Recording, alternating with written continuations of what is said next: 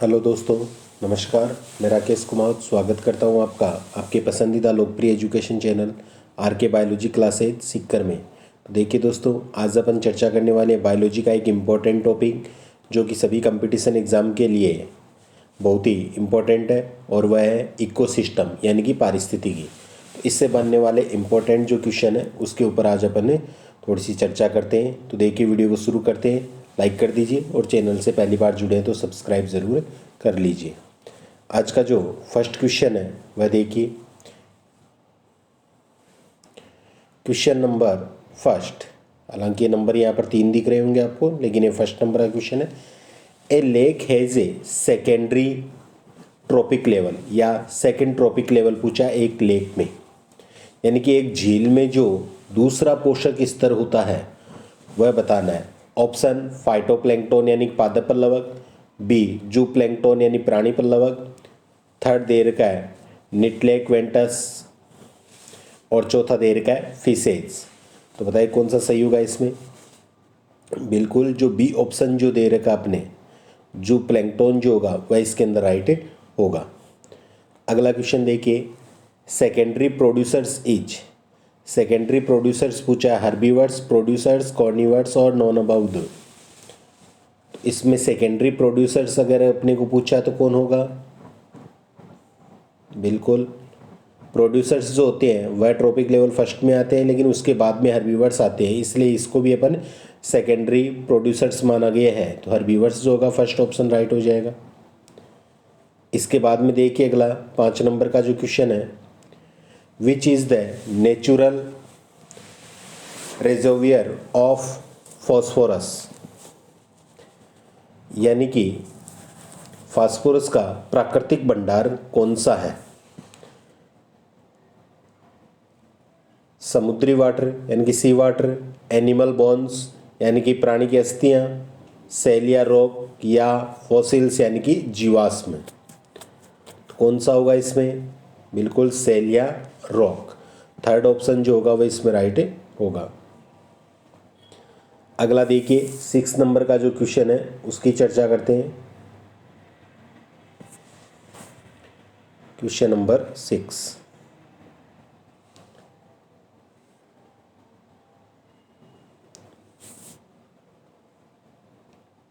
अब देखिए सही, which is the natural reservoir of phosphorus. तो अभी ये बताई दिया आपको, तो इसके अंदर क्या होगा, सेल और रॉक होगा। अगला देखिए 7 नंबर का जो क्वेश्चन है अपना, secondary productivity by which new organic matter the rate of formation is, यानी कि द्वितीयक जो उत्पादकता होती है किसके द्वारा नए कार्बनिक पदार्थ बनाने की दर होती है। ऑप्शन प्रोड्यूसर्स यानी कि उत्पादक, पैरासाइट यानी कि परजीवी, कंज्यूमर्स यानी उपभोक्ता, और चौथा दे रखा है डीकम्पोजर्स यानी अपघटक। इसका सही आंसर क्या होगा, कंज्यूमर होगा। कंज्यूमर यानी कि उपभोक्ता। अगला देखिए 8 नंबर का जो क्वेश्चन है, which one of the following is not part of the ecosystem no functional unit, यानी कि निम्नलिखित में से वह कौन सा है जो पारिस्थितिक तंत्र की कोई कार्यात्मक इकाई नहीं है। ऑप्शन फर्स्ट एनर्जी फ्लो यानी कि ऊर्जा प्रवाह है, डीकम्पोजिशन यानी कि अपघटन, प्रोडक्टिविटी यानी कि उत्पादकता कह सकते हैं, प्रोडक्टिविटी होती है एक प्रकार की है, और स्ट्रेटिफिकेशन यानी कि स्थिरीकरण के नाम से इसे जानते हैं। तो इसका सही आंसर क्या होगा, यानी कि वह कौन है जो पारिस्थितिक तंत्र की कोई क्रियात्मक इकाई नहीं है। तो पारिस्थितिक तंत्र में अपन कह सकते हैं कि प्रोडक्टिविटी, एनर्जी फ्लो, डिकम्पोजिशन आते हैं, लेकिन इसमें जो चौथा ऑप्शन है वह इसकी इकाई नहीं है, स्ट्रेटिफिकेशन अपन इसे मानते हैं। अगला क्वेश्चन देखिए, which number does not have a straight pyramid, यानी कि संख्या का सीधा पिरामिड किसमें नहीं बनता है। 4 ऑप्शन दे रखे हैं, पहला ताल, दूसरा फॉरेस्ट यानी कि वन, लेक यानी कि झील, और चौथा दे रखा है ग्रासलैंड। किस में नहीं बनता है, संख्या का सीधा पिरामिड अगर अपन देखें तो वह फॉरेस्ट जो होता है उसमें नहीं बनता है।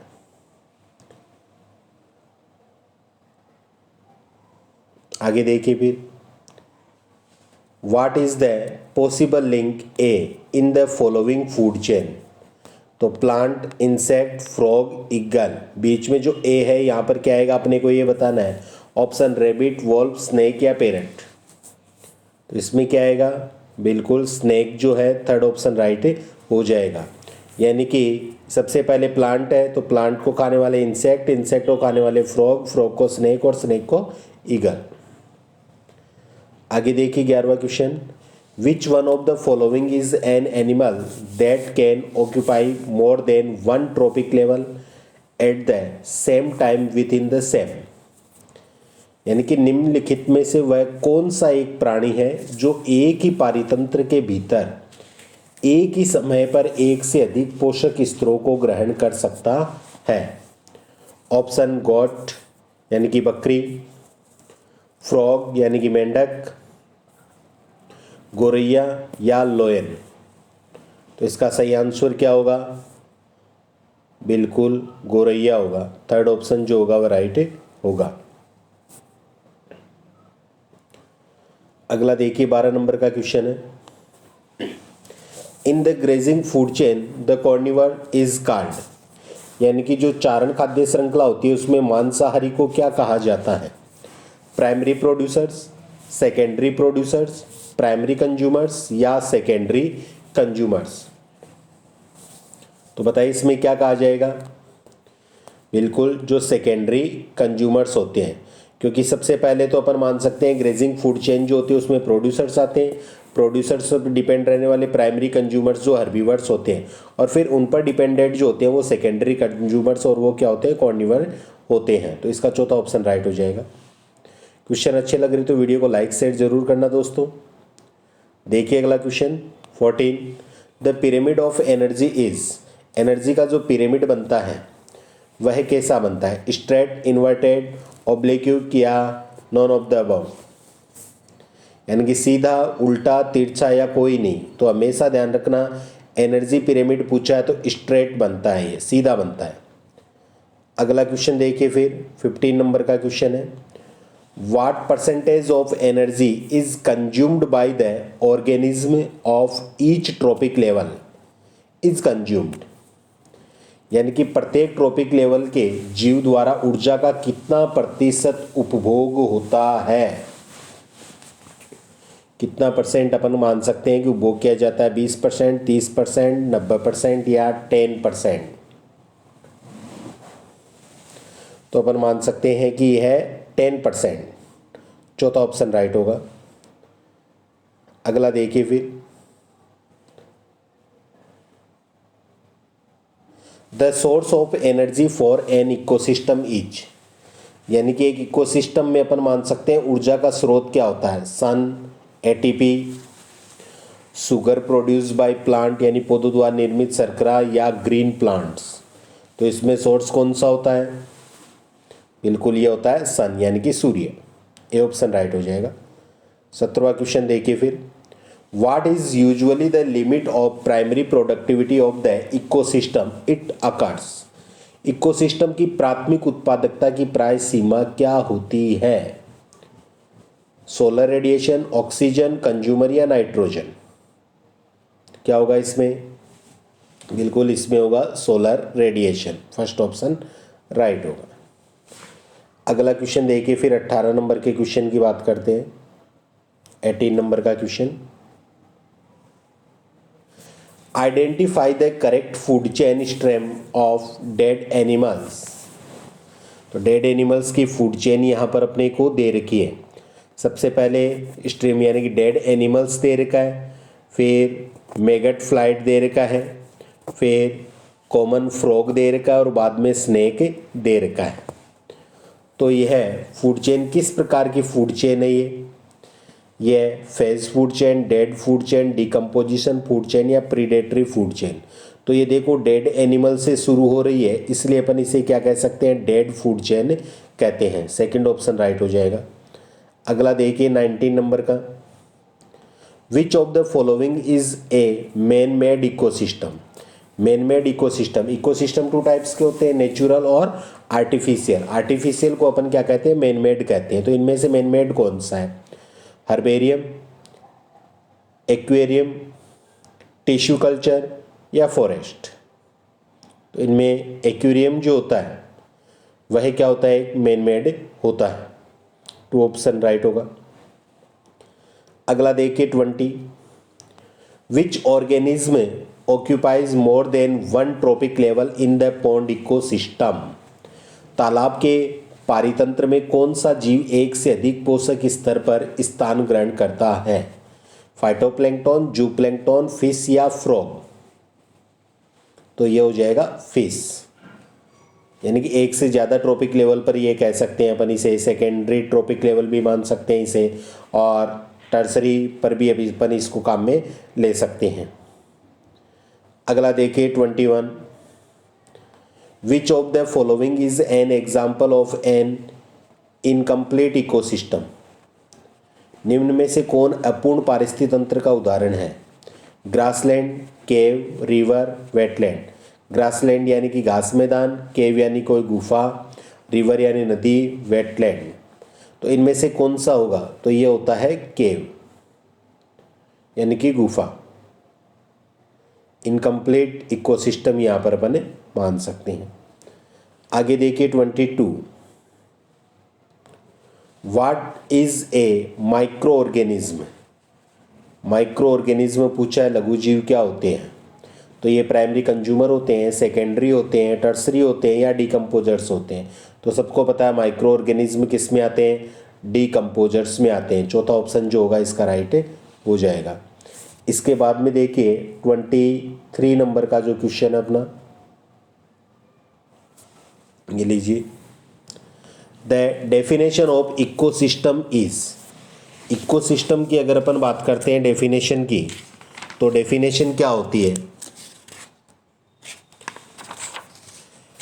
तो ऑप्शन फर्स्ट है, this group of plants that supplies energy, यानी पौधों का वह समूह जो ऊर्जा की आपूर्ति करता है। दूसरा, the group plants that form the population, पौधों का वह समूह जो जनसंख्या बनाता है। तीसरा, the functional unit of ecological study is, तो पारिस्थितिक अध्ययन की कार्य की इकाई है। और नन अबाउट द अबाउ, यानी कि उपरोक्त में से कोई नहीं। तो बताइए कौन सा होगा इसमें, बिल्कुल जो तीसरा जो ऑप्शन है अपने थर्ड दे रखा है ना, ये क्या है, the functional unit of ecological study is, यानी पारिस्थितिक अध्ययन की इकाई, कार्य की इकाई है। अगला देखिए 24, डिकम्पोज आर, यानी कि अपघटक होते हैं, ऑटोट्रोप्स यानी कि स्वपोषी, ऑर्गेनोट्रोप्स, सेल्फ हिट्रोट्रोप्स या हिट्रोट्रोप। तो ये कैसे होते हैं, हिट्रोट्रोप होते हैं, यानी कि विषमपोषी होते हैं, दूसरों पर डिपेंड करते हैं, डिकम्पोजर्स जो होते हैं। 25, ecosystem is open of both open and close और नाइदर ओपन और क्लोज। क्या होगा, पारितंत्र होता है, तो पारितंत्र हमेशा कैसा होता है, ओपनली होता है, खुला होता है। अगला देखिए 26, the pyramid of biomass in A lake ecosystem is, यानी कि झील का जो इकोसिस्टम होता है उसमें जैव भार का जो पिरामिड, बायोमास का पिरामिड होता है वह कैसा बनता है, straight, inverted, any is possible, none is true, यानी कि सीधा, उल्टा, कोई भी संभव नहीं है या कोई भी सत्य नहीं है। तो हमेशा ध्यान रखना, पिरामिड जो बनता है बायोमास का एक लेक इकोसिस्टम में, वह इन्वर्टेड बनता है, यानी कि उल्टा बनता है। अगला देखिए, the pyramid which can not be inverted in A stable ecosystem is pyramid, यानी कि स्थायी पारिस्थितिक तंत्र में पिरामिड जो उल्टा नहीं हो सकता है वह पिरामिड कौन सा है, तो नंबर का, एनर्जी का, बायोमास का और ऑल ऑफ द अबव। ऐसे क्वेश्चन में एनर्जी देखते टिक कर दिया करो फ्रेंड्स, क्योंकि एनर्जी का पिरामिड जो होता है हमेशा स्ट्रेट बनता है, सीधा बनता है। तो ये किसी भी कंडीशन में चाहे कोई सा भी अपने को दे दिया जाए, यहाँ पर इकोसिस्टम सब में कैसा बनता है, स्ट्रेट बनता है, कभी भी इन्वर्टेड नहीं होता है। तो ऑप्शन राइट 2। अगला देखिए 28, which of the following would be pressured if the ecosystem is maintained will be able to stay. यानी कि यदि पारितंत्र को बनाए रखा जाए तो निम्न में से क्या परिरक्षित रह पाएगा। Option first producers and carnivores यानी कि उत्पादकता मांसाहारी, दूसरा प्रोड्यूसर डिकम्पोजर यानी उत्पादक अपघटक, तीसरा कॉर्निवर्स एंड डिकम्पोजर्स यानी कि मांसाहारी अपघटक, और चौथा देर का हर्बीवर और कॉर्निवर्स यानी कि शाकाहारी तथा मांसाहारी। तो इसका सही क्या होगा, producers decomposers, second option right होगा। अगला देखिए फिर, how much energy is transferred from herbivore to carnivore level fall short. यानी कि शाकाहारी से मांसाहारी स्तर में ऊर्जा स्थानांतरण में कितनी कमी आती है। तो यह जो कमी आती है वह कितनी आती है, 10% की कमी आती है। यह शाकाहारी से मांसाहारी में ऊर्जा स्थानांतरण में कितनी कमी आती है। तो यहां पर 5%, 20%, 30%।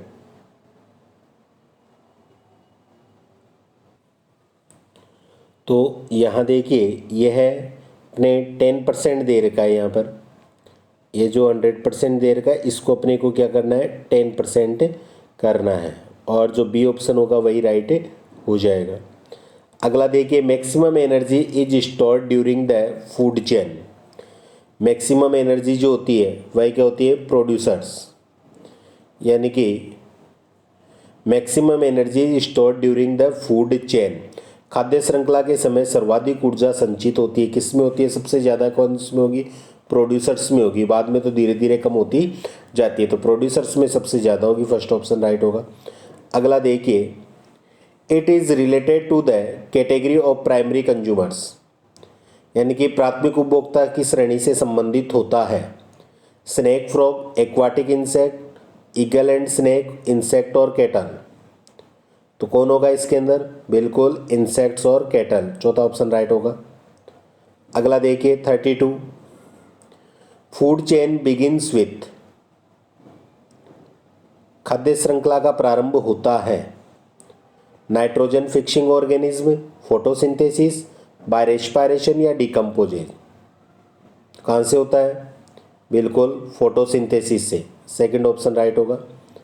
अगला देखिए 33, the total amount of living matter in the food chain is measured by displayed bye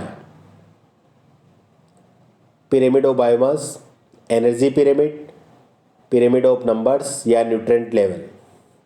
तो इसमें होगा pyramid of biomass, first option right हो जाएगा। अगला देखिए 35 नंबर का जो क्वेश्चन है, in plant succession the last stable community is called. यानी कि पादप सक्सेशन दे रखा है, plant succession, the last stable community is called, यानी पादप अनुक्रमण में अंतिम स्थिर समुदाय क्या कहलाता है। तो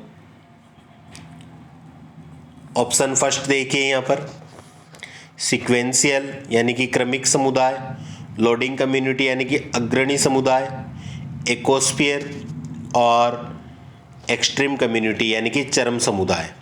तो इसके अंदर जो स्टेबल कम्युनिटी प्लांट सक्सेशन में वो क्या कहलाती है, एक्सट्रीम कम्युनिटी कहलाती है, चौथा ऑप्शन राइट होगा। अगला देखिए 36, विच of the following is the most stable ecosystem. निम्नलिखित में से कौन सा सर्वाधिक स्थायी पारितंत्र होता है, of the forest, mountain, desert या ओशियन। तो ये ओशियन होता है, चौथा ऑप्शन, यानी कि सागर का। आगे देखिए फिर 37, in which of the following ecosystem high gross primary productivity is. निम्नलिखित में से किस पारितंत्र में उच्च सकल प्राथमिक उत्पादकता होती है, mangrove, rain forest, coral reefs या ग्रासलैंड। तो यहां पर पूछा अपने से उच्च सकल प्राथमिक उत्पादकता ज़्यादा, तो वह किस में होगी भाई, रेन फॉरेस्ट में होगी, बी ऑप्शन राइट हो जाएगा। अगला देखिए 38, if decomposers are removed ecological, if decomposers are removed ecological what will happens to the system, यदि अपघटनकर्ताओं को हटा दिया जाए इकोसिस्टम से तो क्या प्रभाव पड़ेगा या इकोसिस्टम पर का क्या होगा। तो देखिए option first, the cycling of energy will stop, यानी ऊर्जा का चक्रीकरण रुक जाएगा। The cycling of minerals will stop, खनिजों का चक्रीकरण रुक जाएगा। Consumers will not be able to absorb solar energy, यानी कि उपभोक्ता सौर ऊर्जा को अवशोषित नहीं कर पाएंगे। और the rate of fragmentation of minerals will increase, खनिजों के विखंडन की दर बढ़ जाएगी। तो इसमें क्या प्रभावित होगा, यानी कि अपने को पता है कि जो भी अपन कह सकते हैं डिकम्पोजर्स जो होते हैं, डिकम्पोजर्स जो होते हैं ये क्या करते हैं, डिकम्पोज करने के बाद में माइक्रो ऑर्गेनिज्म वगैरह मिलकर ये क्या बनाते हैं, मिनरल्स फॉर्मेशन वगैरह करते हैं। तो उनका जो साइक्लिंग होगी वह अपन मानेंगे रुक सकती है। तो बी ऑप्शन राइट हो जाएगा, the cycling of minerals will stop. अगला देखिए फिर, बायोबैलेंस इज फाउंड इन, जैव संतुलन किस में पाया जाता है, producers only, consumer producers, decomposers, या प्रोड्यूसर्स कंज्यूमर और डिकम्पोजर, ये किस में होता है। तो ये देखो प्रोड्यूसर्स में भी होता है बायोबैलेंस यानी जैव संतुलन, कंज्यूमर में भी होता है, डिकम्पोजर्स, चौथा ऑप्शन राइट हो जाएगा। अगला देखिए 40 नंबर का जो क्वेश्चन है, rate of conversion of light energy to chemical energy of organic molecules in an ecosystem is called, यानी किसी पारितंत्र में प्रकाश ऊर्जा का कार्बनिक अणुओं को रासायनिक ऊर्जा में परिवर्तन की दर क्या कहलाती है। Net primary productivity, gross secondary productivity, net secondary productivity या ग्रोस प्राइमरी प्रोडक्टिविटी। तो इसके अंदर अपन देख सकते हैं कार्बनिक अणुओं का रासायनिक ऊर्जा में परिवर्तन की दर क्या कहलाती है, तो वह ग्रोस कहलाएगी।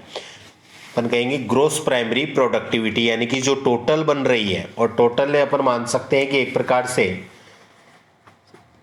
फोटोसिंथेसिस के द्वारा प्लांट्स में जो टोटल बनती है वह ग्रोस कहलाती है। आगे देखिए 41, फूड चेन इंक्लूड्स, यानी कि एक फूड चेन में शामिल किया जा सकता है, किसे शामिल किया जा सकता है, देखो ऑप्शन आपके सामने है। तो देखिए प्रोड्यूसर्स, कंज्यूमर और डिकम्पोजर्स को, यानी कि उत्पादक, उपभोक्ता और अपघटनकर्ता को। दूसरा देर का है प्रोड्यूसर्स, कॉर्निवर और डिकम्पोजर्स, यानी उत्पादक, मांसाहारी और अपघटनकर्ता को। इसके बाद में प्रोड्यूसर्स एंड प्राइमरी कंज्यूमर्स, उत्पादक और प्राथमिक उपभोक्ता।